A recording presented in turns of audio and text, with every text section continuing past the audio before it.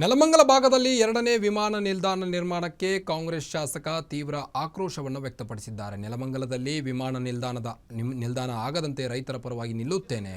ಒಂದು ವೇಳೆ ಸರ್ಕಾರ ವಿಮಾನ ನಿಲ್ದಾಣ ಮಾಡಲು ಮುಂದಾದರೆ ಶಾಸಕ ಸ್ಥಾನ ಪಣಕ್ಕಿಟ್ಟು ಜನರ ಪರವಾಗಿ ಹೋರಾಟ ನಡೆಸುತ್ತೇನೆ.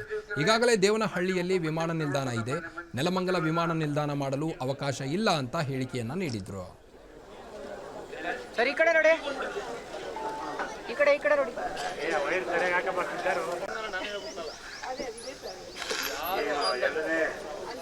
ವಿಮಾನ ನಿಲ್ದಾಣವನ್ನು ನಮ್ಮ ಸೋಲೂರು ಹೋಬಳಿಯಲ್ಲಿ ವಿಮಾನ ನಿಲ್ದಾಣ ಆಯ್ತದೆ ಅಂತ ಒಂದು ಶುರುವಾದಾಗಲೇ ಕೂಡ ಆ ಕಾಲದ ಅವಾಗ ಅಂದಿನ ದಿವಸದಲ್ಲೇ ಮಾನ್ಯ ಉಪಮುಖ್ಯಮಂತ್ರಿಗಳು ಮತ್ತು ಮಾನ್ಯ ಮುಖ್ಯಮಂತ್ರಿಗಳನ್ನ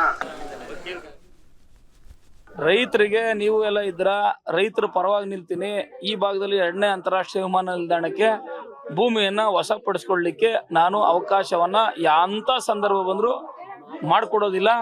ಅಂತ ಸಂದರ್ಭ ಬಂದ್ರೆ ಶಾಸಕ ಸ್ಥಾನವನ್ನು ಸಹ ಪಣಕ್ಕಿಟ್ಟು ತ್ಯಾಗ ಮಾಡಿ ನಾನು ರೈತರ ಪರ ನಿಂತ್ಕೊತೀನಿ. ಇಲ್ಲಿ ಯಾವುದೇ ಕಾರಣಕ್ಕೂ ವಿಮಾನ ನಿಲ್ದಾಣ ಆಗ್ಲಿಕ್ಕೆ ಅವಕಾಶವನ್ನ ನನ್ನ ಕ್ಷೇತ್ರದಲ್ಲಿ ಕೊಡೋದಿಲ್ಲ. ಇಲ್ಲಿ ಮಾಡಿದ್ರೆ ಜನತೆಗೂ ಏನು ಅನುಕೂಲ ಆಗೋದಿಲ್ಲ.